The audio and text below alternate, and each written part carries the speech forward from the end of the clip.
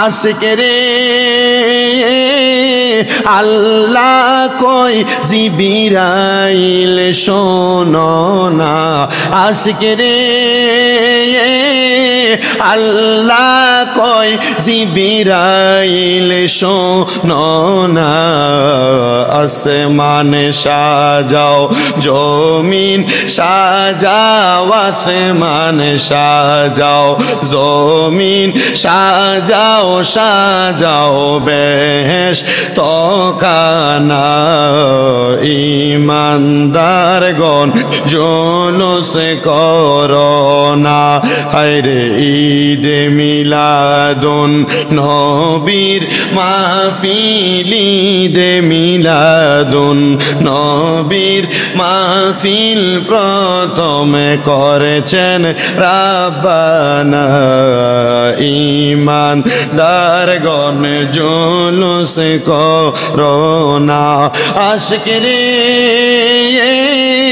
সূরা আল ইমরান আল্লাহ করেছেন গো সোনা পাগল রে সূরা আল ইমরানে আল্লাহ করেছেন গো সোনা মিলাদুন নবী পালন করতে মিলাদুন নবী পালন করতে অঙ্গীকার দিলেন রাব্বানা ইমানদারগণ জুলুস করোনা হায়রে ঈদে মিলাদুন নবীর মাহফিল প্রথম করেছেন রাব্বানা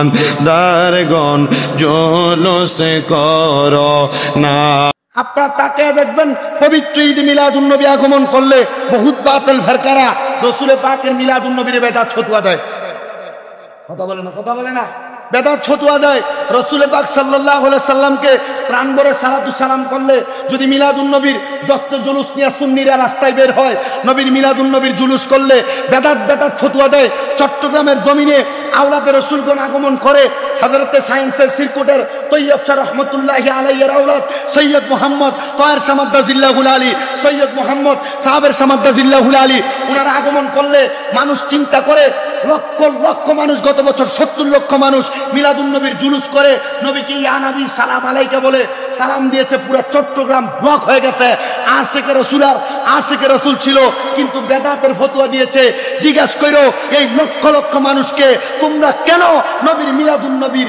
জশ্নে জুলুস আসলে নবীর আওলাদ যারা আওলাদের রাসূলদেরকে সুন্দর গাড়িতে বসায়া তোমরা জুলুস করো আর মিছিল করো এটার কারণ কি তারা উত্তর দিবে অন্য কোনো কারণ না একটাই মাত্র কারণ আমরা 1500 বছর আগে মুহাম্মদুর রাসূলুল্লাহকে দেখি নাই রাসূলের 43তম আওলাদদেরকে নিয়ে আমরা ওই রাসূলের আগমনের শুকরিয়া আদায় করি সালাতু সালাম দেই অন্য কোনো কিছুর আশাই নাই টাকা দিবে এই জন্য না পয়সা দিবে এই জন্য না একটাই মাত্র ইচ্ছা রাসূলে পাক মরার পরে আমাদেরকে নবীর কুল মোবারকে কি বাবা নবীর কুল মোবারকে থাকতে চাই না কথা বলেন না থাকতে চাই না নবীজি যদি আপনার কুল মোবারকে না নেয় আপনার কবরে কোনো উপায় নাই হাসরে কোনো উপায় নাই মিজানে উপায় নাই ফুলসেরাতে উপায় নাই তো যদি আমাদেরকে নবীজির কুল মোবারকে না নিলে আমাদের কবর হাসর মিজান ফুলসেরাত সব জায়গায় আমরা একবারে ব্যর্থ হয়ে যায় তো নবী ছাড়াই তো কোনো জায়গায় উপায় নাই নবী তো মুমিনের প্রতি দয়া করবে মুমিনের প্রতি মায়া করবে ইয়া রাসূলুল্লাহ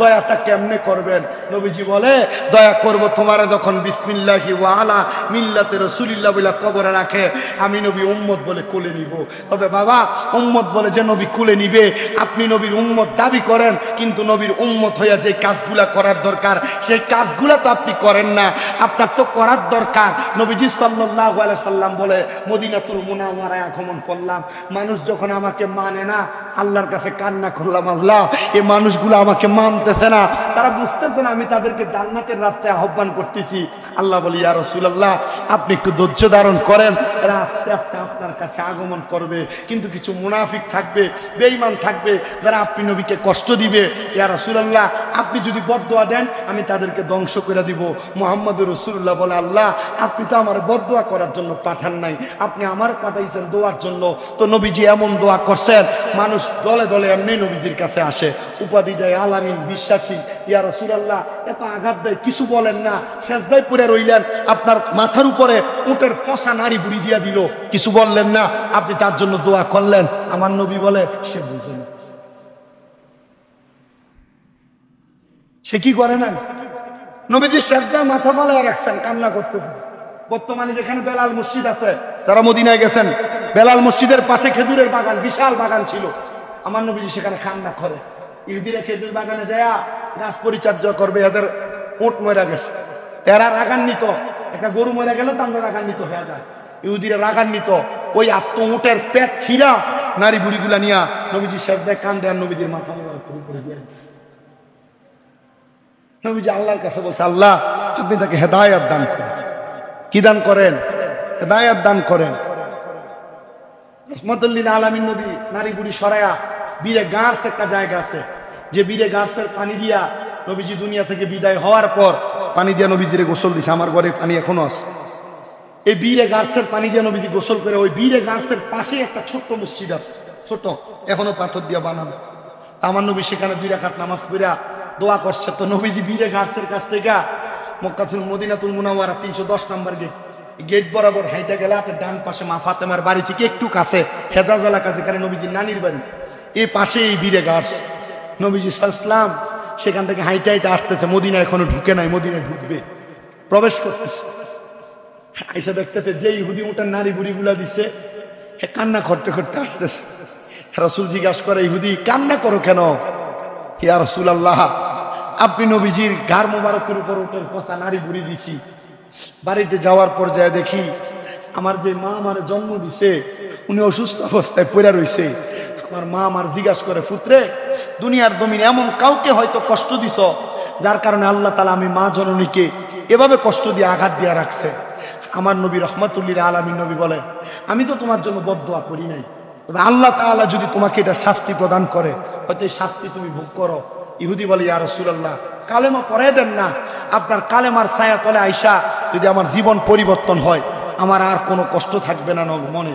নবীজি তাকে কালেমা পড়াইছেন, আর মদিনার সব মানুষের কাছে বলছে, এই সেই ইহুদি যে ইহুদি আমি নবীজিকে মোহাব্বত করেছি, আদর করেছি। ইয়া রাসূলুল্লাহ আমি আপনাকে আদর করি নাই, স্বীকার করেছে, আমি আপনার প্রতি অত্যাচার করেছি, জুলুম করেছি। নবীজি বলে, তুমি তোমার জবানে যদি স্বীকার করে থাকো জুলুম করেছো, আমি এই মুহূর্তে বললাম রহমতের নবীর জবানের কথা, আমি তোমাকে মাফ করেছি, আল্লাহ তোমাকে মাফ করে দিয়েছে। ইয়া রাসূলুল্লাহ কিভাবে বিশ্বাস করব? আপনি নবী যাকে মাফ করেন, আপনি নবী যার প্রতি দয়া করেন, সেই ব্যক্তি তো জান্নাতি। নবীজি ওই সময় ঘোষণা দিতে, ঠিক আছে যাও তুমিও জান্নাতি। আপনি চিন্তা করে দেখছেন? আচ্ছা তারা কি জান্নাতে যাবে? নবীজির স্ত্রীরা জান্নাতে যাবে না?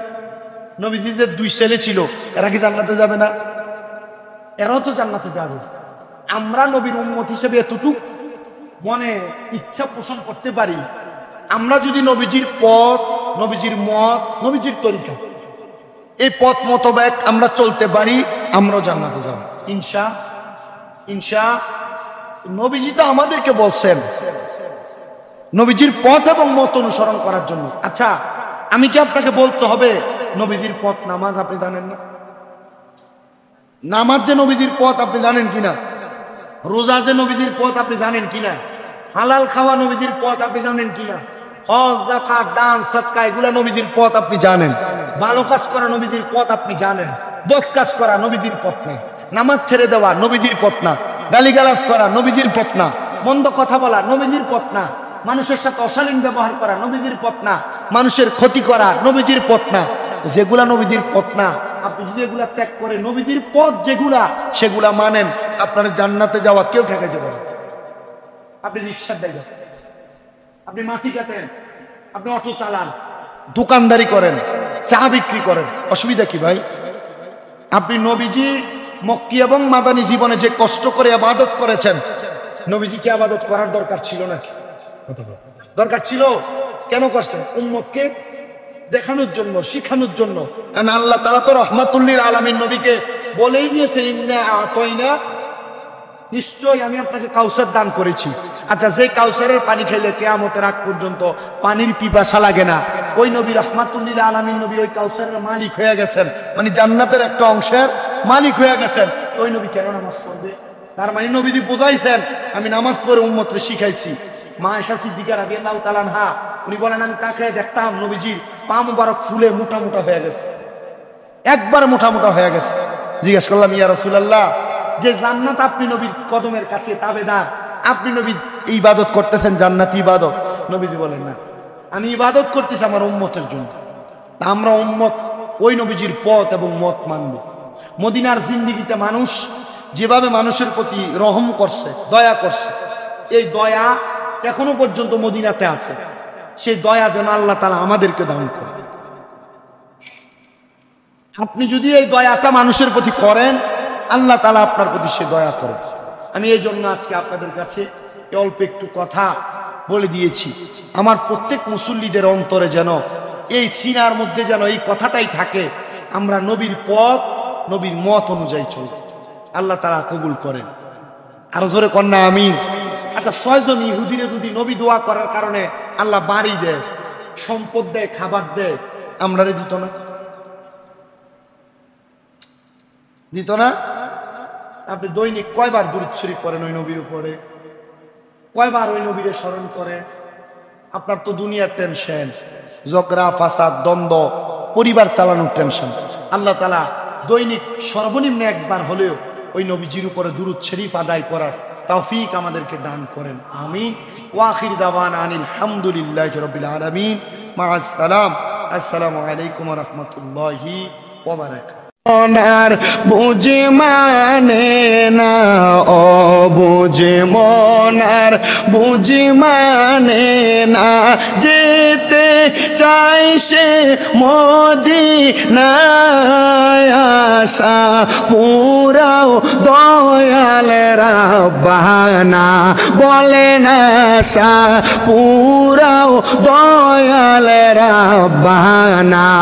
আমার বুঝে মনার বুঝি মানে না নবী, ও বুঝে মনার নে না, যেতে চাই সে মদিনা, আশা পুরাও দয়াল রাব্বানা, বলেন আশা পুরাও।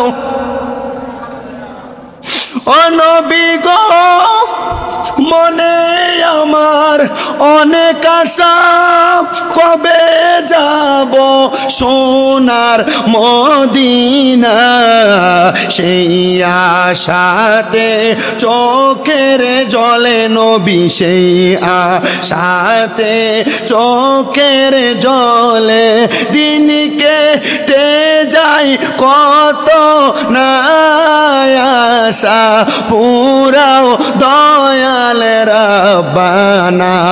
আমার বুঝে মনার বুঝি মানে না নবী, ও বুঝে মনার নে না, যেতে চাই সে মদিনায়, আশা পুরাও দয় রাব্বানা। সালাতুনিয়া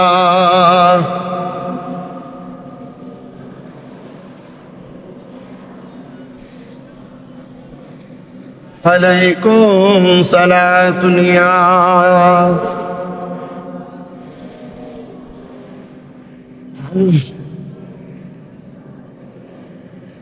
জমালে আশিক বাশদ মুহাম্মদ, খেয়ালি ও বরা বাশদ আহমদ। সালাতুনিয়া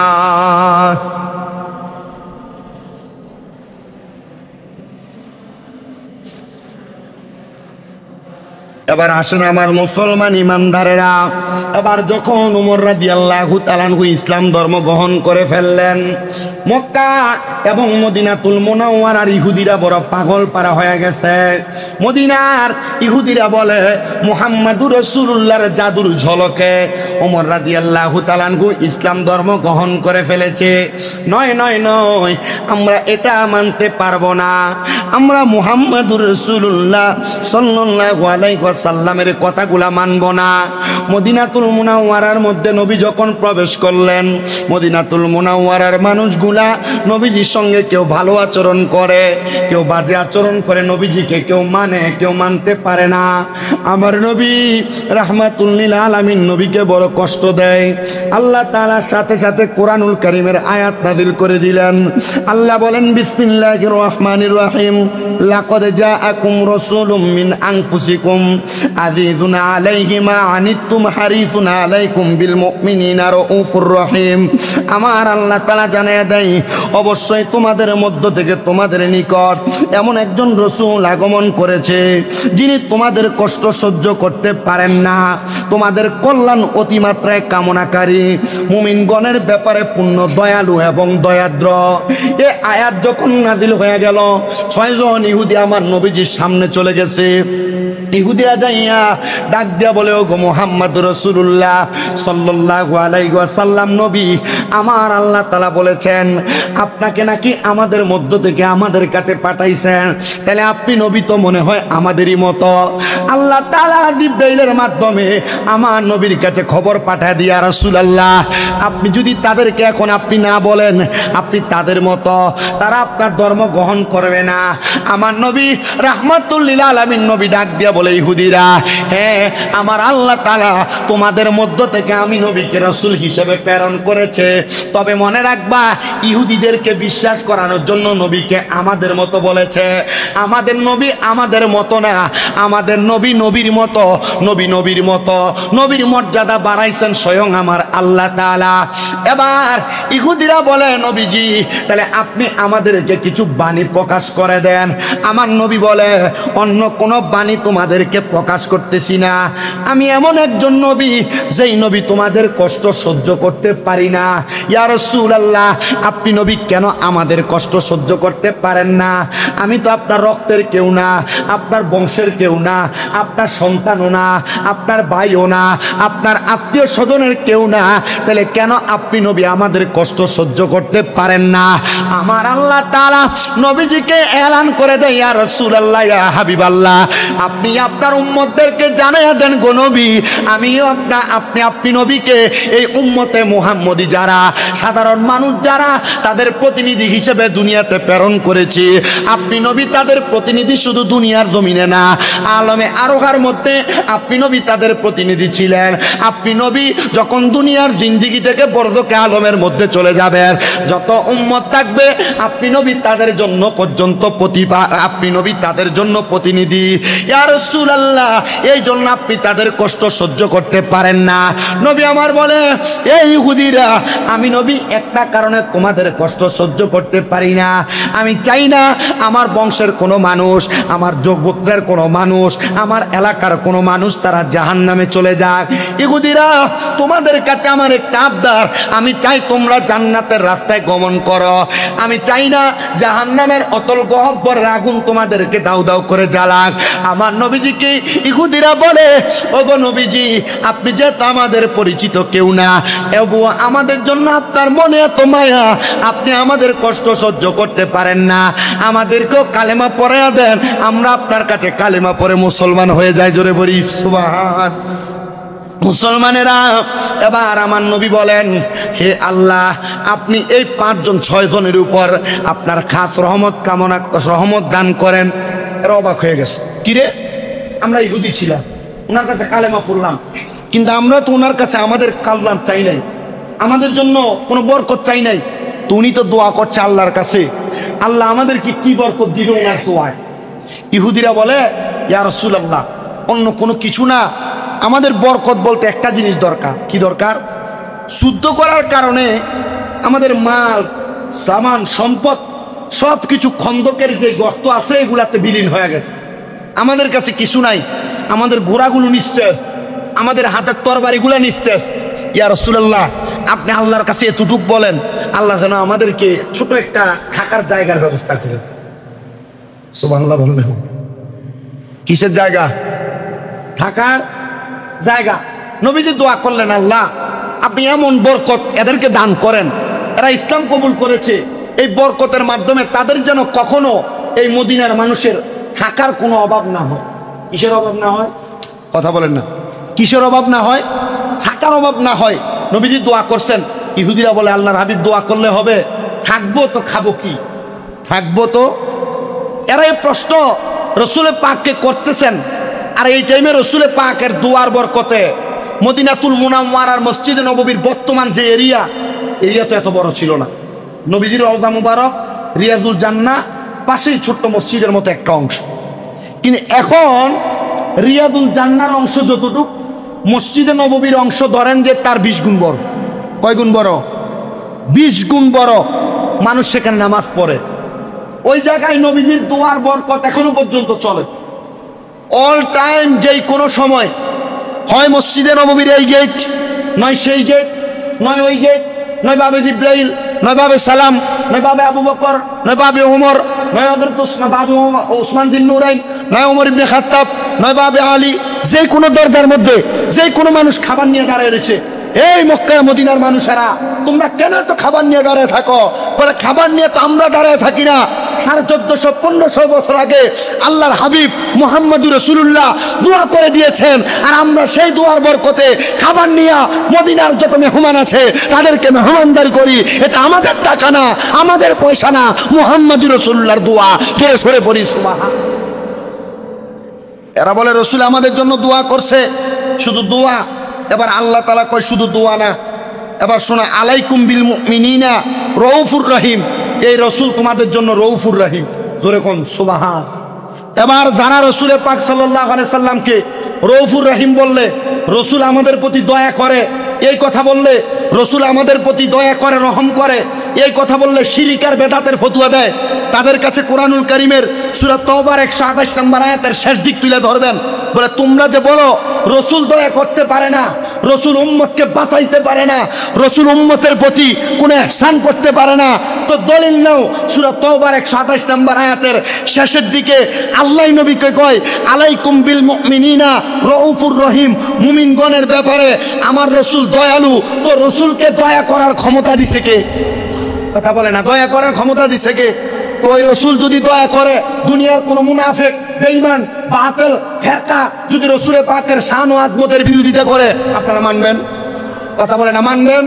আপনারা তাকে দেখবেন পবিত্র ঈদ মিলাদুন নবী আগমন করলে বহুত বাতিল ফেরকারা রসুলের পাকের মিলাদুন নবীর বেদাত ফতোয়া দেয়। কথা বলে না, কথা বলে না, বেদাত ফতোয়া দেয়। রসুল পাক সাল্লাল্লাহু আলাইহি সাল্লামকে প্রাণ ভরে সালাতু সালাম করলে যদি মিলাদুন নবীর 10টা জুলুস নিয়ে সুন্নিরা রাস্তায় বের হয়, নবীর মিলাদুন নবীর জুলুস করলে বেদাত ফতোয়া দেয়। চট্টগ্রামের জমিনে আওলাদে রসুলগণ আগমন করে। হযরতে সায়েন্সের সিরকুটের তৈয়ব শাহ রহমতুল্লাহি আলাইহির আওলাদ সৈয়দ মুহাম্মদ তয়ের সামাদ্দাজিল্লাহুল আলী, সৈয়দ মুহাম্মদ সাহাবের সামাদ্দাজিল্লাহুল আলী, ওনারা আগমন করলে মানুষ চিন্তা করে লক্ষ লক্ষ মানুষ, গত বছর 70 লক্ষ মানুষ মিলাদুন নবীর জুলুস করে নবীকে ইয়া নবী সালাম আলাইকা বলে সালাম দিয়েছে। পুরো চট্টগ্রাম ব্লক হয়ে গেছে। আশিকে রসুল আর আশিকে রসুল ছিল, কিন্তু বেদাতের ফতোয়া দিয়েছে। জিজ্ঞাসা করো এই লক্ষ লক্ষ মানুষকে, তোমরা কেন নবীর মিলাদুন নবীর জশ্নে জুলুস আসলে নবীর আওলাদ যারা আওলাদের রসুলদেরকে সুন্দর গাড়িতে বসায়া তোমরা জুলুস করো আর মিছিল করো, এটার কারণ কি? তারা উত্তর দিবে অন্য কোনো কারণ না, একটাই মাত্র কারণ। আমরা 1500 বছর আগে মুহাম্মদুর রাসূলুল্লাহকে দেখি নাই, রসুলের 43তম আওলাদদেরকে নিয়ে আমরা ওই রসুলের আগমনের শুকরিয়া আদায় করি, সালাতু সালাম দেই। অন্য কোনো কিছুর আশাই নাই।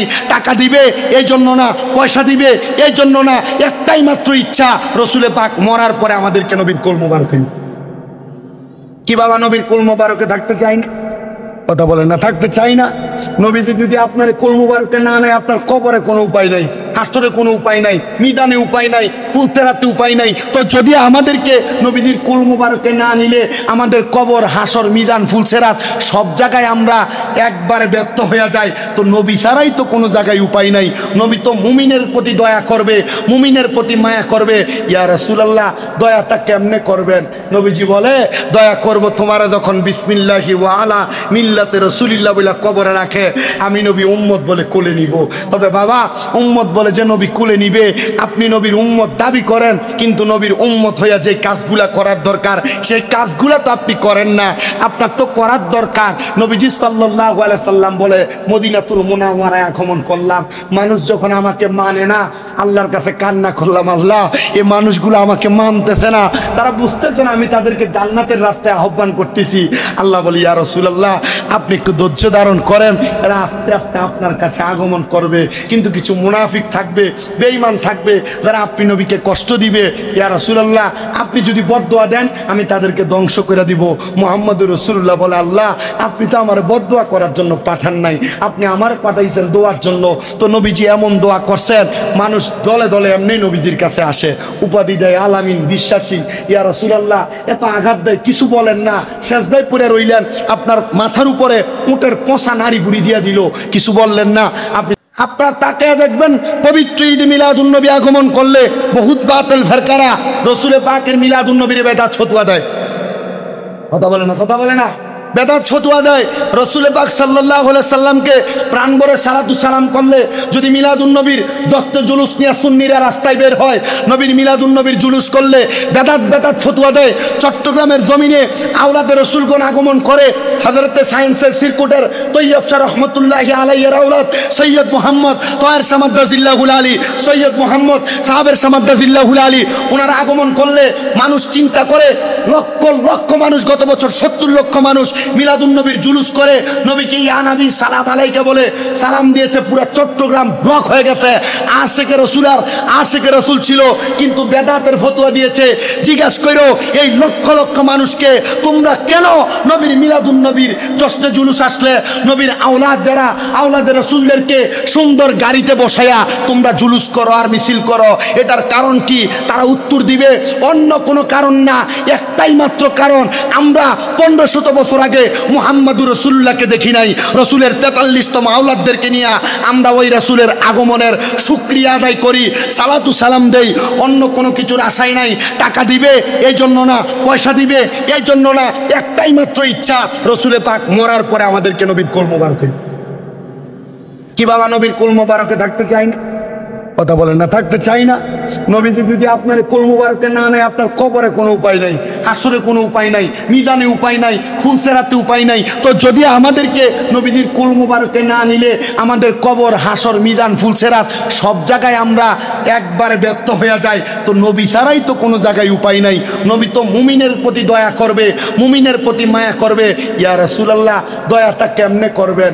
নবীজি বলে, দয়া করব তোমারা যখন বিসমিল্লাহি ওয়া আলা মিল্লাতে রাসূলুল্লাহ বলে কবরে রাখে, আমি নবী উম্মত বলে কোলে নিব। তবে বাবা, উম্মত বলে যে নবী কোলে নিবে, আপনি নবীর উম্মত দাবি করেন, কিন্তু নবীর উম্মত হইয়া যে কাজগুলা করার দরকার সেই কাজগুলা তো আপনি করেন না।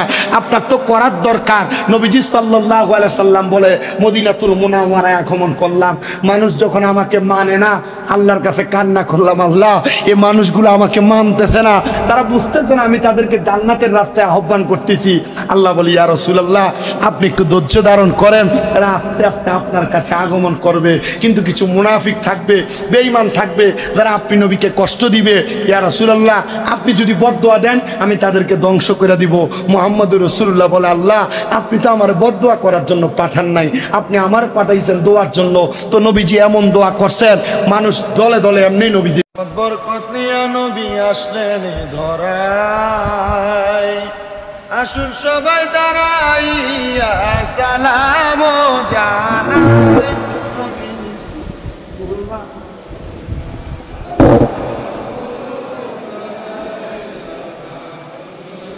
ইয়া নবী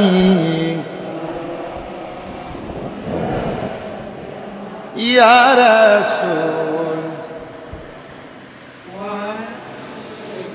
ইয়া হাবিব সালাম সালাওয়াত। 12 রবিউল আউয়াল সোমবারে সুবহে সাদিকে আসিলেন নবীজি সরওয়ারে। আমিনা মায়ের উদরে বাবা আব্দুল্লাহর নুরানি হুজরাতে ইয়া নবী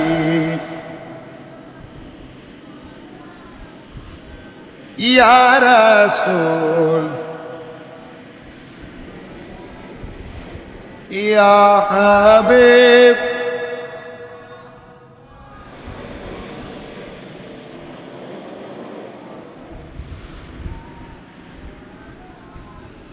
غوث اعظم امام التقى والنقى جلوائے شان لام مصطفى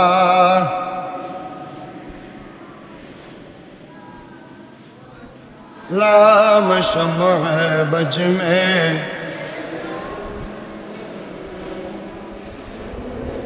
یا پاک پنجتن لا حسن یا پاک یا حسن شاہ حسین یا حسن بلغ العلا سنت جميع خصاله صلوا عليه اللهم آمين اللهم آمين الحمد لله رب العالمين الصلاة والسلام على رسوله الكريم ربنا فاغفر لنا ذنوبنا وكفر عنا سيئاتنا وتوفنا مع الأبرار মাবুদো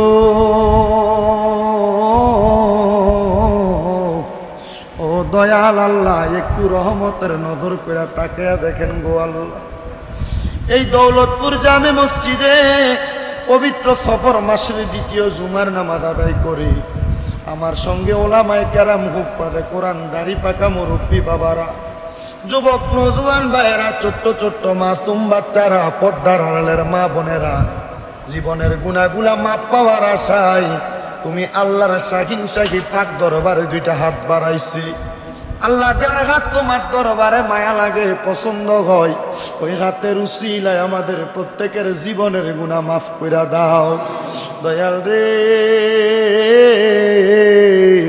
আজকের মুনাজাতের মধ্যে কে জানি হাত বাড়াইছে কার জানি জগতের মধ্যে আব্বা নাই যে বাবা রিক্সা চালাইয়া মাটি কাইটা মাথার গাম পায়ে ফালাইয়া পরের বাড়িতে বদলার কাম কইরা সন্তানরে মানুষের মতো মানুষ করার জন্য আব্বা নিজের রক্তরে পানি বানাইছে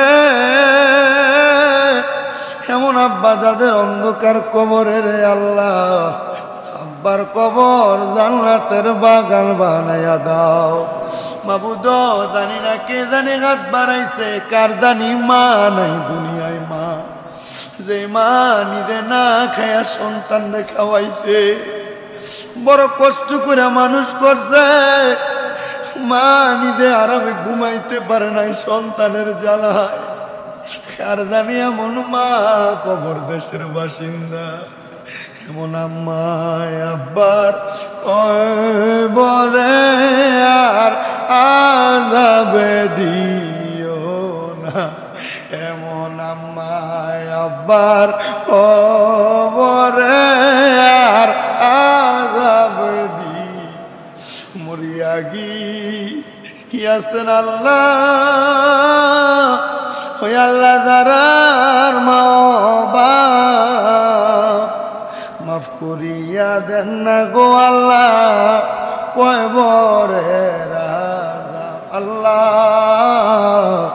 মরহুম মজনু মিয়া সন্তানেরা ওনার জন্য দোয়া চাইয়া আজকে দোয়ার ইন্তজাম করছি আল্লাহ মজনু মিয়ার কবরটারে নাজাতের ফয়সালা কইরা দাও ওনার সন্তানেরা বাবারে বলে না তুমি আল্লাহ মজনু মিয়ার সন্তানদেরকে বইলো না তোমার রহমতের চাদর দিয়া এই পরিবারটারে তুমি কবুল মঞ্জুর কইরা নাও নূর হোসেন মিয়ার জন্য দোয়া চাই আল্লাহ নূর হোসেন মিয়ার কবরটারে নাজাতের ফয়সালা করো আল্লাহ আমাদের প্রত্যেকের খাস দোয়াগুলা কবুল মঞ্জুর কইরা নাও পরপর এই মসজিদের দুইজন প্রবীণ মুসল্লি বিদায় হয়ে গেছে আল্লাহ আমার এই মুসল্লিদেরকে তুমি কবুল ও মঞ্জুর করো। ফরিদ ভাই বড় মায়া করতেন, মোহাব্বত করতেন, এখন কবরের বাসিন্দা, ওনার কবরটার নাজাতের ফয়সালা করো। আমার ছাত্র জুনায়েদের আব্বা যেন ওনার মা বাপ দাদা দাদি বংশের কবর আযাব মাপ চাইয়া দোয়া চাইছি, আল্লাহ ওনার দোয়াগুলা কবুল ও মঞ্জুর করো। জুনায়েদরে পরিপূর্ণ হুফাজে কোরআন হিসেবে কবুল করে নাও। আমার জুমন ভাইয়ের সন্তানরা পবিত্র উমরা হজ পালন করে আসছে, আল্লাহ সন্তানের উসিলা আমার ভাই এবং তার পরিবাররে মাফ কইরা দাও। ও দয়াল, কত মানুষ দোয়া চায়, জামালপুরের একজন বোন দোয়া চাইছে, ওনার সন্তান দুনিয়া থেকে বিদায় হয়ে গেছে, আল্লাহ ওনার সন্তানটারে নাজাতের ফয়সালা কইরা দাও। আর আমাদের মত নিদানের কাল আসার আগে আমাদের প্রত্যেকরে বারবার মক্কা মদিনা তাওয়াফ জিয়ারত নসিব করায়া আখিরি জবানে পড়ায়া দিয়েন লা ইলাহা ইল্লাল্লাহু মুহাম্মাদুর রাসূলুল্লাহ সাল্লাল্লাহু আলাইহি সাল্লাম।